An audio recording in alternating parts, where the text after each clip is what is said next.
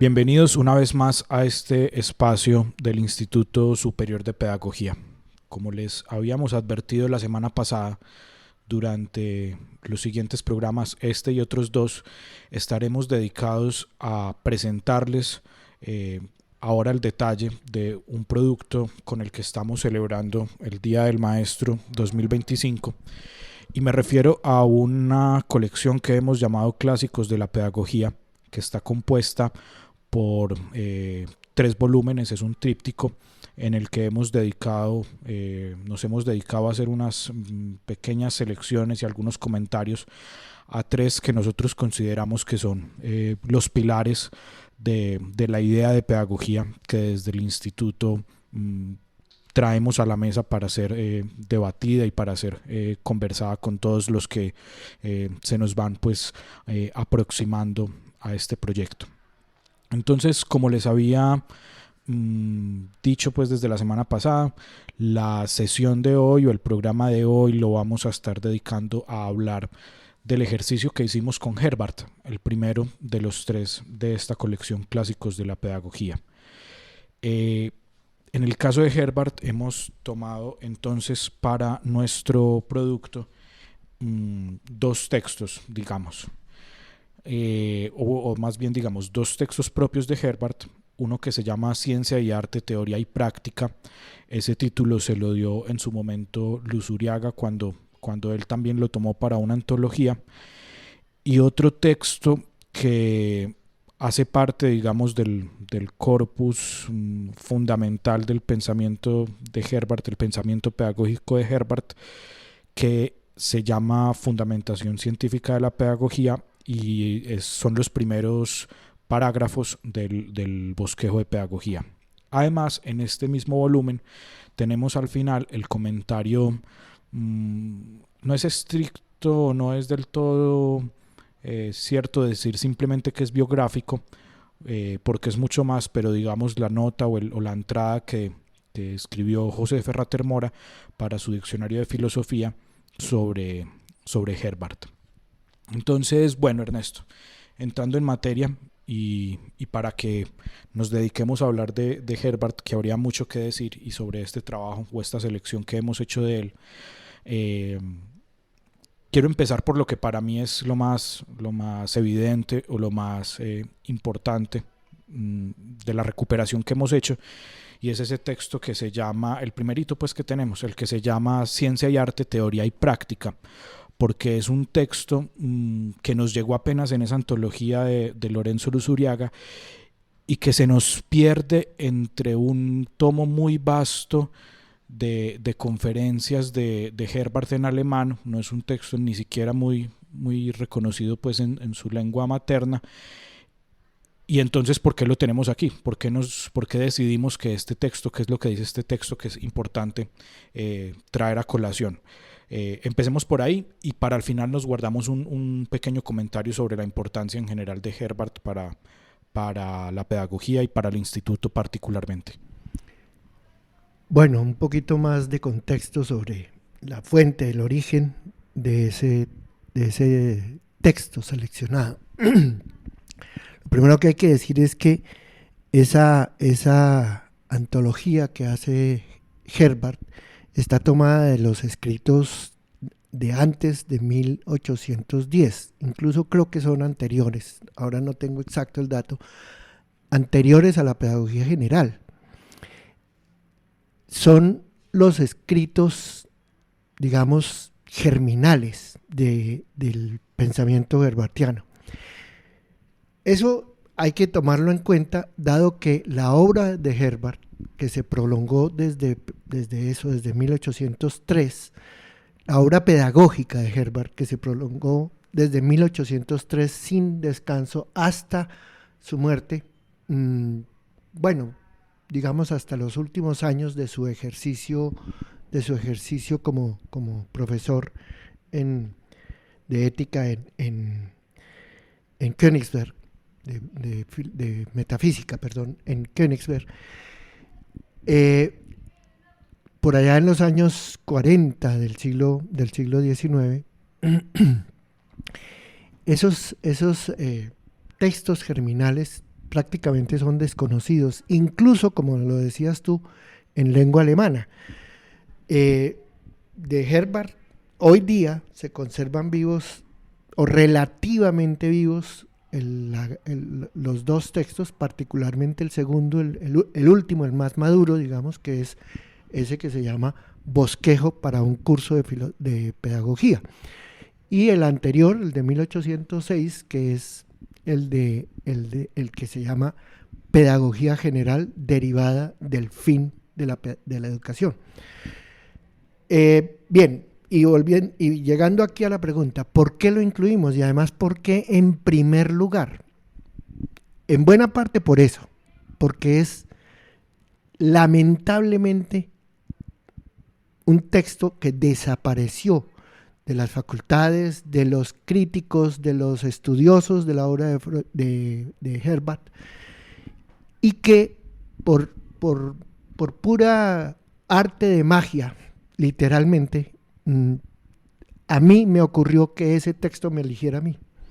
Año 1989 tal vez, cuando me tropecé literalmente con la obra de Freud por una sugerencia obligante de nuestra inolvidable maestra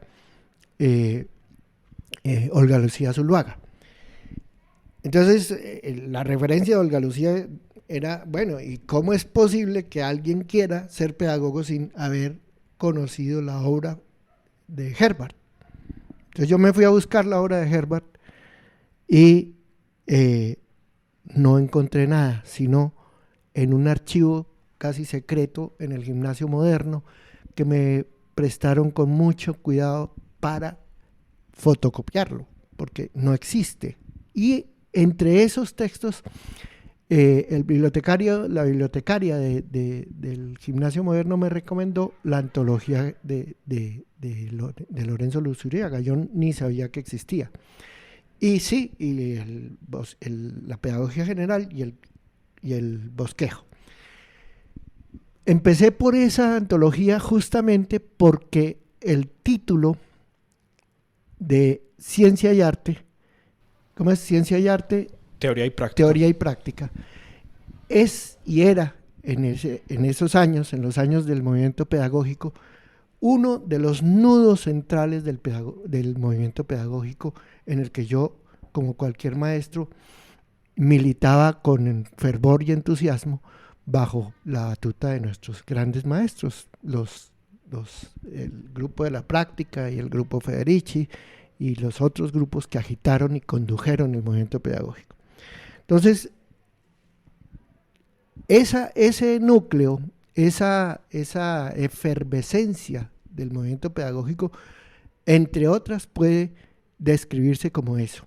¿Cuál es la relación entre ciencia y arte en el sentido de destreza profesional, en el caso de la profesión pedagógica, por un lado, y esa tensión, esa dialéctica entre ciencia y arte o destreza profesional o profesionalización de la enseñanza en el marco de la más fundamental y controversial dialéctica entre la teoría y la praxis. Dialéctica entre la teoría y la praxis que, como también lo de ciencia y arte, se remontan por lo menos a las discusiones kantianas sobre los límites de la razón y particularmente de la razón pura y sus relaciones con los mandatos de la razón práctica, o sea, los mandatos de la ética. Muy bien, Ernesto. Y sigamos hablando sobre este texto tal vez, o si no sobre el producto en general, que tiene por título El concepto fundamental de la pedagogía, aludiendo pues a esa apuesta, esa empresa en la que se embarca Herbart en el bosquejo. Pues sigamos hablando entonces pero a partir de la motivación que tiene la colección, y es, venga, ¿qué le dicen estos clásicos a los maestros de hoy? Entonces, en particular, ¿qué le dice este texto de Ciencia y Arte, Teoría y Práctica, y qué le dice pues Herbart en general al maestro de hoy? Revelando aquí intimidades muy profundas de la historia de esta selección y de esta colección, que son dos cosas distintas. Me remonto al año 2018, es antes de la pandemia, ¿no? Sí, la pandemia fue en el 20 y 21. Sí, correcto. Bueno, al año 2018. En ese momento, en un pequeño ejercicio de seminario de revisión teórica que teníamos con nuestra querida y ya hoy desaparecida colega Dora Botero, fundadora del Colegio Aire Libre, el Colegio Campestre Aire Libre, y con Blanca Aurora, la rectora del Gimnasio Internacional. Y también en ese bosquejo de seminario estaba también invitado y participó Carlos García, que estuvo con nosotros hace poco, por si no escucharon el programa, invitados. En ese seminario que yo promoví en ese momento, el objeto principal era justamente someter a examen cuál es y cuál era en ese momento el estado del discurso pedagógico, es decir, la ciencia pedagógica y su conexión con la enseñanza, es decir, con el oficio de maestro, con el arte de la enseñanza. Ese seminario, el primer trabajo que tuvo que emprender es, bueno, ¿a quiénes vamos a reconocer como pedagogos?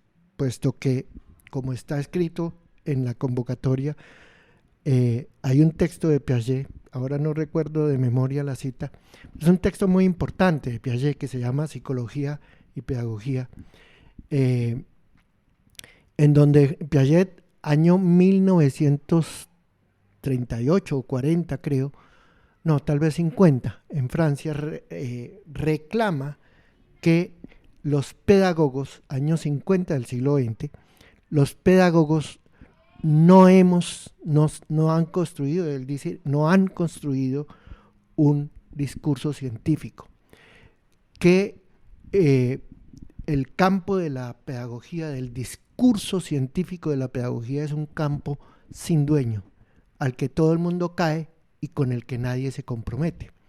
Entonces, desde esa digámoslo así, esa rebeldía mía contra esa descalificación, que no es agresiva ni arbitraria, obedece a una realidad material, pero yo me rebelaba y me he rebelado siempre contra eso en la medida en que se convierta en condena. Pero lo cierto es que había que empezar por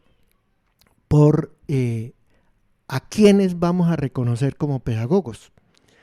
Y en ese momento yo propuse y justifiqué a estos tres, a Herbart, en su orden, Herbart, Dewey, Makarenko, y a otro muy importante, contemporáneo, pero no compañero de Makarenko, que es Vygotsky.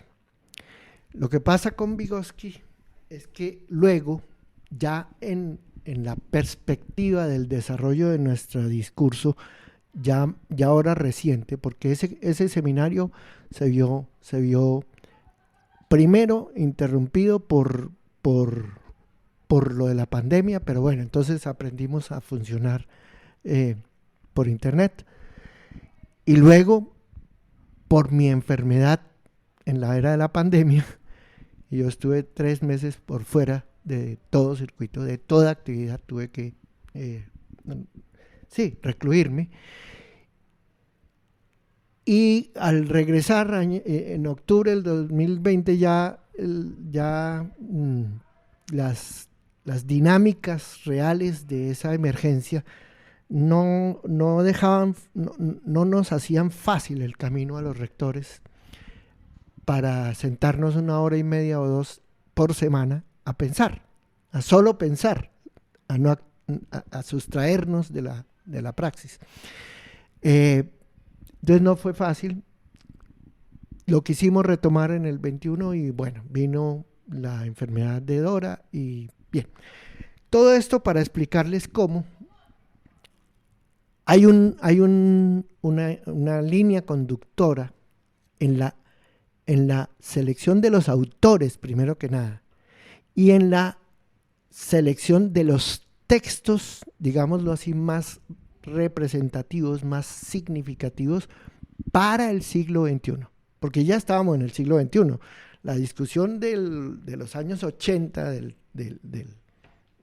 movimiento pedagógico había quedado ya atrás, no había duda, no podíamos recuperar significativamente para las condiciones reales de la escuela en el siglo XXI lo que fueron reivindicaciones muy poderosas, muy significativas, muy valiosas y en muchos sentidos exitosas para la escuela en crisis del fin del milenio, porque no es solo del siglo XX, sino del milenio, del segundo milenio. Entonces, de ahí lo que pasó es que de ahí, con ese criterio, entonces, digámoslo así, yo quedé como iniciado y te toca a ti, cuando ya entramos a estructurar la tarea del Instituto Superior de Pedagogía, a ti te toca ya directamente entrar con los textos seleccionados a leerlos, a estudiarlos, a trabajarlos, y esa es la historia de cómo se construye la selección. ¿Qué le dice el discurso clásico de la pedagogía? Y ojo, que me habías preguntado, ¿qué quiere decir un texto clásico o un autor clásico? El discurso fundacional de la pedagogía, que está en esos 3 autores, de la pedagogía como discurso científico. ¿Qué le dice ese discurso científico, esos clásicos de la pedagogía, al maestro del siglo XXI? Es una pregunta muy distinta de la que nos hacíamos al final del siglo XX en el movimiento pedagógico. Y la respuesta, llamémoslo así, la primera tesis con la que abordamos esta selección es que a ver, ¿cómo lo explico? Hay una ponencia de Blanca Aurora Giraldo, en la rectora del gimnasio, en el seminario del que les hablaba. Ella tuvo que hacer ponencia sobre Herbart, y hay una cosa que dijo que para mí fue un esclarecimiento decisivo. Ella sostiene en la deliberación, cuando reaccionamos a su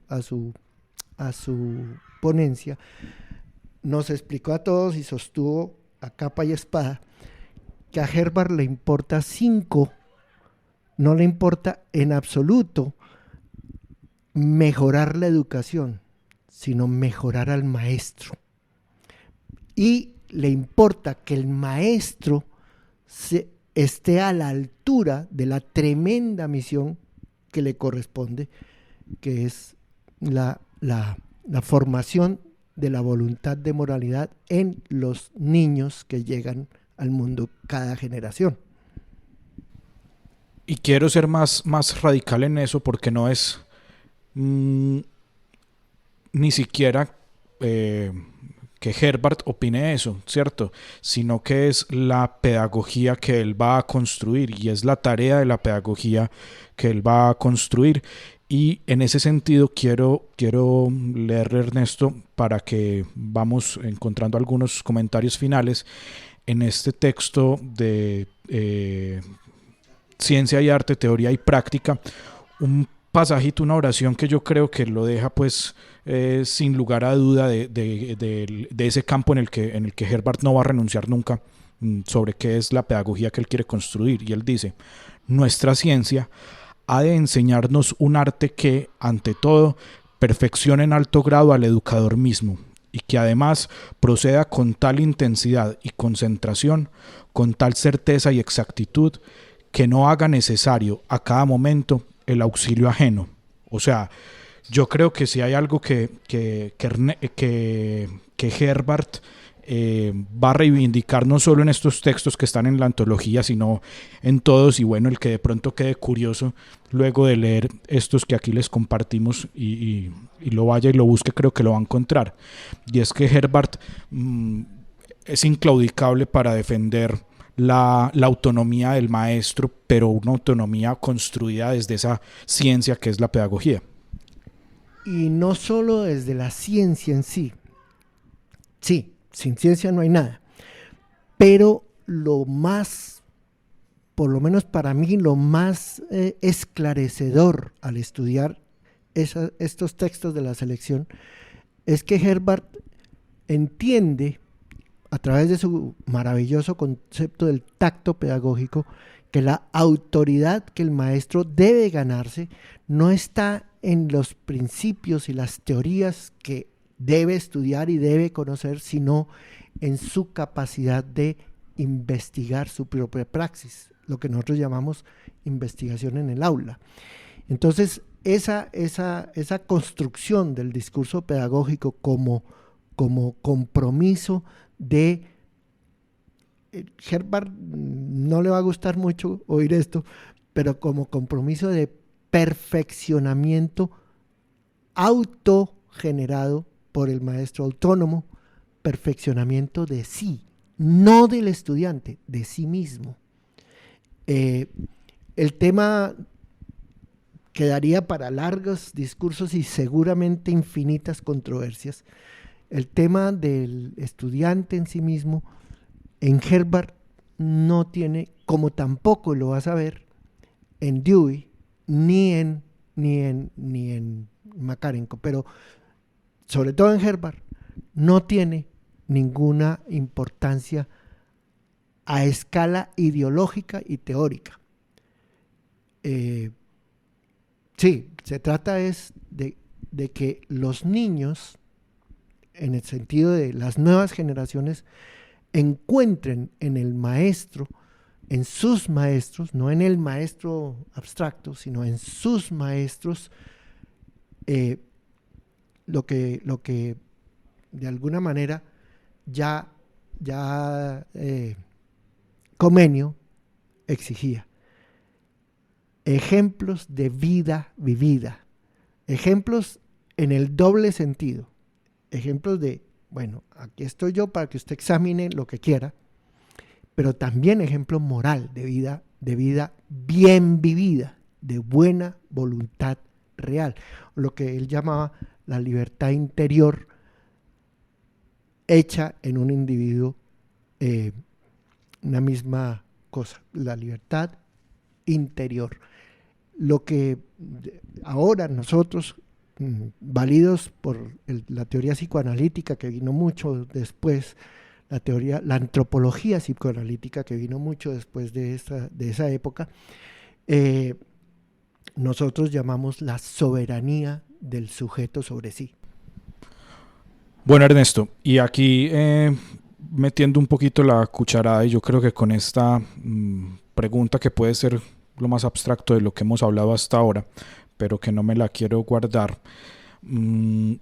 para que vamos pues como cerrando este espacio. Pero entonces hemos dicho que para Herbart la pedagogía es esa ciencia que tiene el maestro para sí, para su propio perfeccionamiento. Pero a la vez, en ese primer epígrafe del texto que nosotros le pusimos pues aquí, o tomamos el título de Fundamentación Científica de la Pedagogía, dice pues: el concepto fundamental de la pedagogía es la educabilidad del alumno.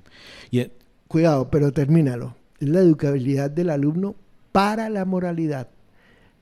Falta el siguiente párrafo, y eso hay que advertirlo, ¿sí? Pero ibas a hacer tu pregunta sobre el párrafo cortado. No, el primer párrafo, que es ese. Perfecto. Y entonces, leído rápidamente o leído sin mucha exploración previa, pues uno puede encontrar algo de contradicción en eso. ¿Cómo es que la pedagogía es la ciencia que tiene el maestro para su propio perfeccionamiento, pero resulta que el objeto, el concepto fundamental de esa ciencia resulta que sí es la educabilidad del alumno? Bueno, eso ya es, como tú dices, una pregunta bastante más abstracta. Pero sí quiero hacer énfasis.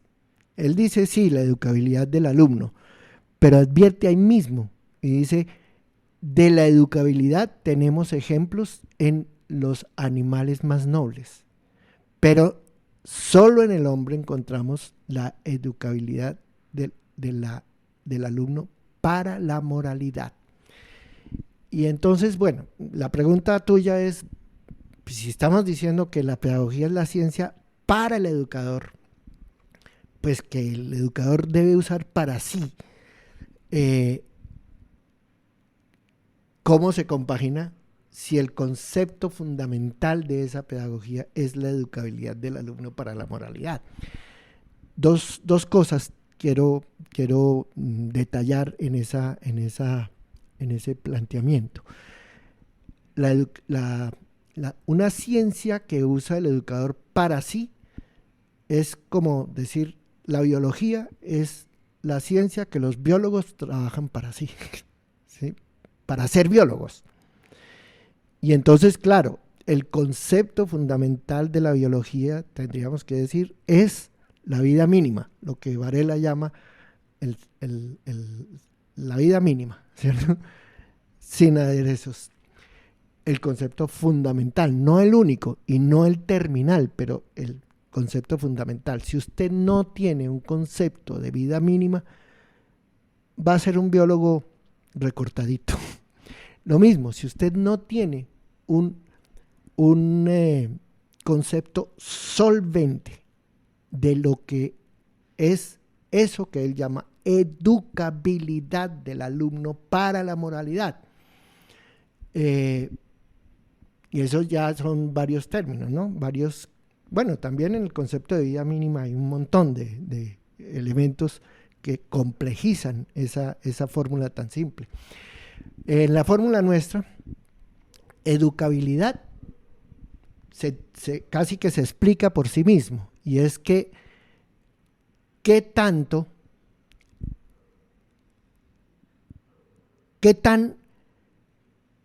voy a decir una palabra que Herbart nunca usó ni usaría, qué tanto podemos moldear, pero mejor, qué influencia puede ejercer la sociedad sobre el niño en formación. Y formación en la teoría crítica, desde Kant, se entiende el periodo que inevitablemente todo ser humano tiene que trasegar desde la inconsciencia absoluta del momento del alumbramiento hasta la emancipación que significa tomar posesión de sí, no desprenderse de la colectividad, sino tomar posesión de sí. Entonces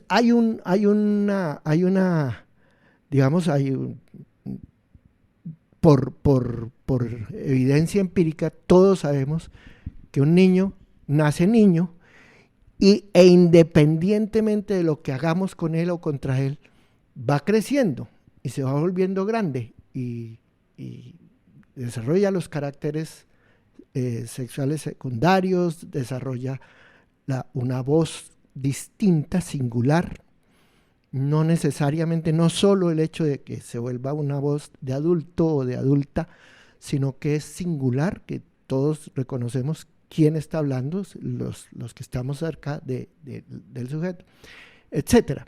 Entonces, eso es una evidencia empírica. Ahí pasa un proceso que se llama desarrollo y que es relativamente ajeno e independiente a la influencia, comillas, del ambiente, es decir, del núcleo social o de la intención de la comunidad o de la intención formativa.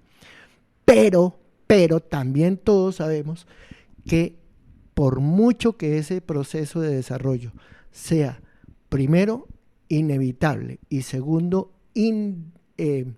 impermeable a las influencias del ambiente, hay un aspecto propiamente educable en ese. Hay una educación, hay una formación que es donde entra el concepto de voluntad para la moralidad. Y es ahí donde se establece la diferenciación. El hecho material es que no solo todos los seres humanos, sino todos los primates tienen una infancia más o menos larga, más o menos compleja, más o menos flexible. Infancia que podríamos definir aquí ahora, nunca lo había definido así antes, como periodo de sometimiento a la incertidumbre del ambiente y que tiende a emanciparse de esa incertidumbre mediante la posesión, la soberanía de sí mismo, que es lo que tanto Kant como Herbart y toda la escuela crítica, la teoría crítica, llama voluntad. Ahora bien, voluntad para la moralidad, que es un hecho singular y peculiar de Herbart, pero que luego en Dewey y en Makarenko vamos a encontrar en sus propios términos como referente indispensable del discurso pedagógico. Dice Herbart, y con esto creo que voy terminando porque ya me he alargado mucho, pues que para qué me preguntas cosas abstractas. Dice Herbart en los primeros párrafos de la pedagogía general derivada del fin de la educación, dice: virtud es el nombre que corresponde a la totalidad del fin pedagógico. Virtud. Y eso es uno de los temas más dificultosos para el educador del siglo XXI, porque primero hay que definir qué es lo que vamos a entender por virtud. Y bueno, esa sí es tarea de otros largos episodios aquí. Y de cada maestro finalmente. Claro, finalmente de cada quien, pero no de cada maestro individual. Ese es un tema complejo, y es que el maestro del siglo XXI está muy lejos de los maestros del siglo XIX y sobre todo de anteriores al siglo XIX, que eran persona a persona, que eran los institutores. El maestro del siglo XXI es por antonomasia un colectivo. No es posible ser maestro uno solo. Bueno, Ernesto, no, muchas gracias por este espacio, pues porque, a ver, no ha sido poquito lo que hemos hablado de estos textos al momento de hacer la selección, la curaduría, bueno, todo lo que conlleva poderlos tener aquí en este producto que les entregamos hoy. Y sin embargo, creo que esta conversación pues que tuvimos hoy, al menos en mi caso, es completamente sui generis, o sea, logré aproximarme a algunas cosas y juntar algunos conceptos que hasta ahora no había logrado pues unir. Antes de despedirme, quiero agradecer a quienes se han puesto en contacto con nosotros a través del formulario para acceder al producto. Ya les hemos contestado y la invitación es a que si quieren acceder a este producto, ahí está disponible el enlace al formulario en la descripción. La primera línea de la descripción del video es el enlace al formulario.